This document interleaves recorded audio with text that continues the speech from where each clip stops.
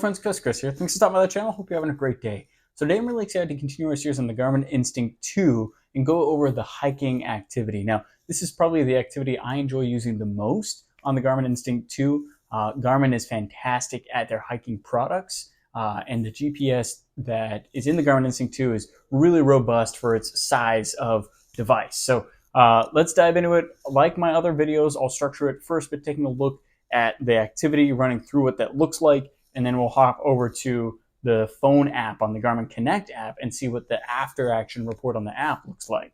Let's get to it. All right, taking a look at our Garmin Instinct 2 here, we're going to go ahead and start a hiking activity. To get to my activities, I'll select the top right option there. And then this list is customizable because I like, as I said, using this as a hiking tool. I have it right at the top there. So I'll go ahead and press hike. And then from here I have a lot of different options. One recommendation I have is this GPS I have in the top right corner there. You see how it filled up that ring? That means that I have soaked my GPS and it's going to be more accurate that way. And when that ring completely closes, which it'll probably do if I go outside, then there'll be a check mark in the corner up there. You'll notice I also have options. Now, I have 21 hours. It's saying of battery life if I continually do a hike. Now, that's a different setting than the Garmin Instinct 1. It didn't tell you how many hours you had left of battery life if you ran that activity nonstop. That's a great feature up there. You can see for a second there. There you go. Now it has GPS checkmark. So I love that feature of 21 hours. That's with my current settings. Now I can make this a more powerful GPS by combining several different satellites. Right now I'm just my settings says that I'm going to use one satellite and that'll give me 21 hours. If I combine multiple satellites, then that 21 hours will go down. So if I want to get into those options, what I do is I press and hold this menu and then I get that menu option. And so I have sight and go, I have hike settings, power mode, training, navigation. Now, the sight and go, I have a separate video on that. I recommend you check it out. Hike settings, however, let's take a look at that really quick. I can enter by selecting in the top right. I can do data screens. So I'll show you, I have the generic default hiking screens, but there's a lot of customization you can do to change those. And I have some videos out there. I recommend you take a look at some of my customization videos. I have alerts. So what this does is, if you want to add an alert that, I don't know, you've gone 1.5 miles, let's say, then you can do that here. And then power mode, metronome. This is the same as the Garmin Instinct 1. I have a video out there on that. This gives you kind of like a cadence or a beat to help you stay at a good rhythm in hiking. It's especially useful for through hiking when you need to keep that pace and have a set distance goal for that hike for the day. Auto lap, you can lap manually. Let's say if you want to do something at a mile. Let's say your lap is 1 mile and you want to gauge that mile versus other miles, then you can automatically set that to lap at 1 mile.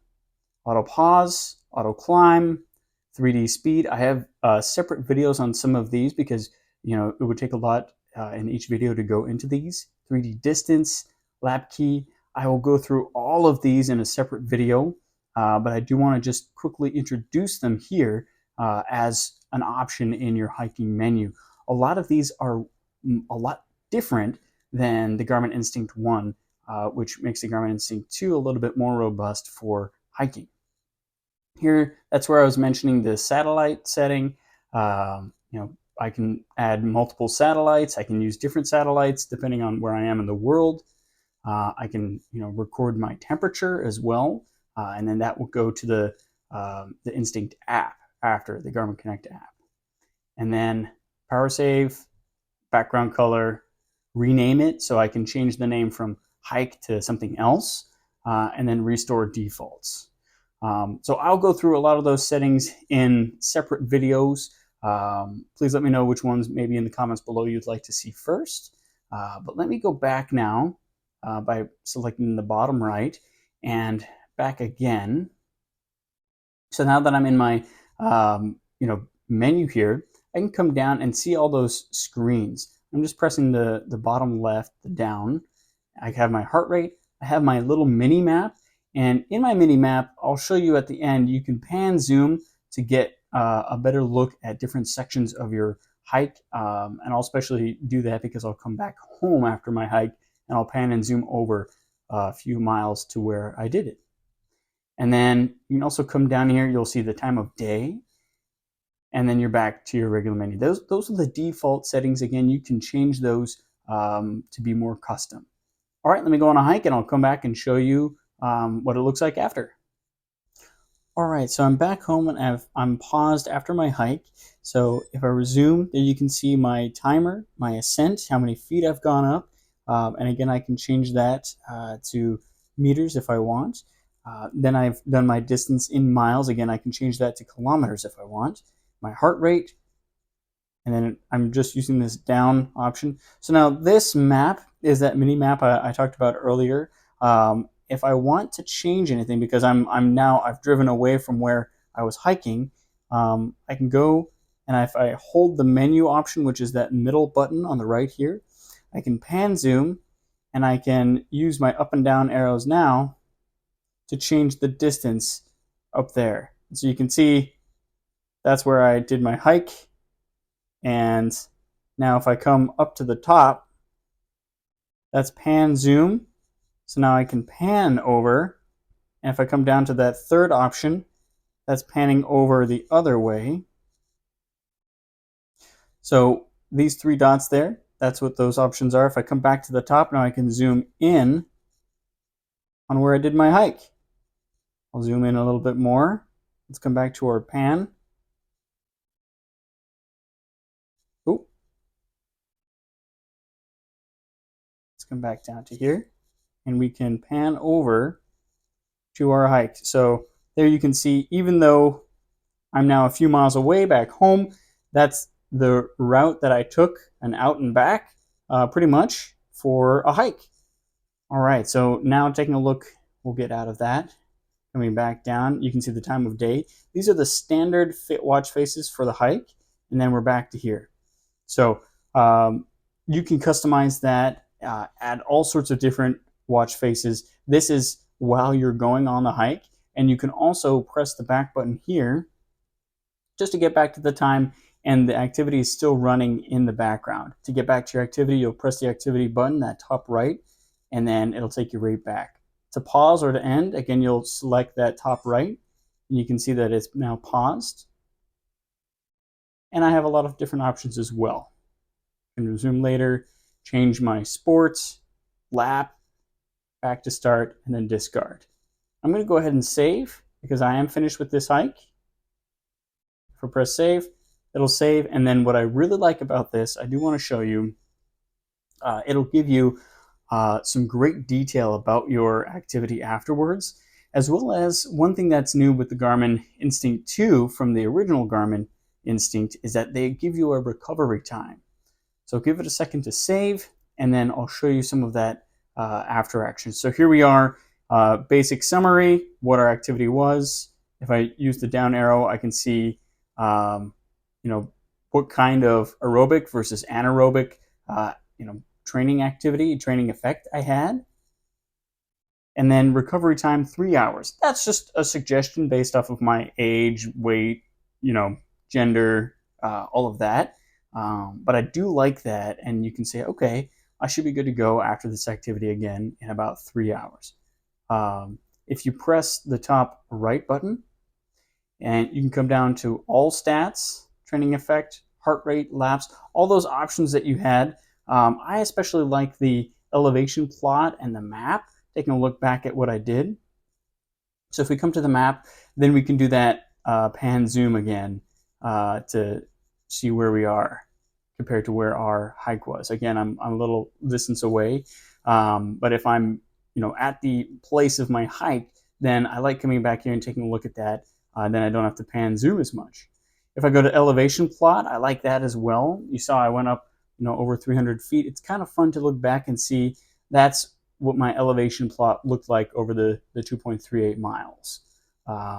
So really good information. And then when I'm finished taking a look at all of these, again, looking at all stats, that's some of that, some of those metrics, which are really cool. We can take a look at more of these metrics on the app itself, uh, which has just more detail. So let's take a look at that now, and we're done. All right, so taking a look at our Garmin Connect app, I always recommend you take a look at some of your activities. Come back to this. It has a lot of really good information. You can see at the top there the Orange County hiking that I just completed. If I click on it, I can see a lot of really good information about my hike. I recommend you take a look and make sure that it's all accurate. And it's just also good to go back, and it's really interesting, I think. So taking a look at from the top down, you can see the name. This was a hiking activity. If I had a custom name for this activity, that's where it would show up.